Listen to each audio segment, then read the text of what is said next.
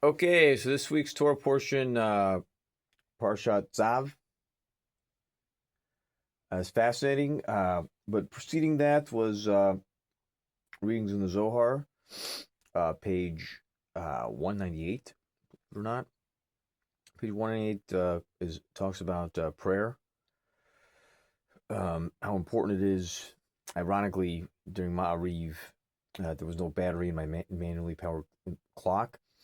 So I relied on digital apparatus, one could say, but the conundrum was I took a little bit of a nap, and anyways, needless to say, I do have Energizer batteries. I think they are AA. Hopefully, they will fit into the manual clock, so I can know exactly what time it is. With that being said, Parshat Tzav is relatively fascinating. Page 595 talks about mud walls, something like that. I think something.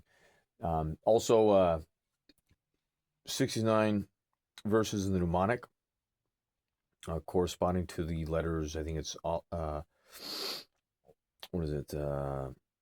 Zadok Vav 69, translated into English, meaning command.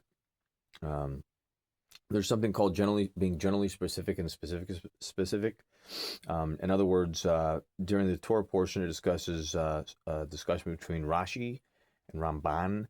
Rashi holds that Exodus 40 and Exodus something like that, that chapter 40 and 10 should go together as far as the commands given to Moshe at Mount Sinai.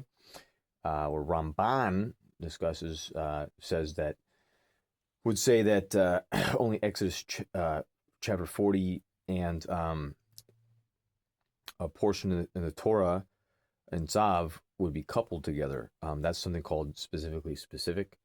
In other words, in the Sidra, the numerical equaling the numerical value mnemonic, there's a discussion about pronunciation, punctuation, and so that's something that the big chachamims and the rabbis throughout generations would be specifically specific about.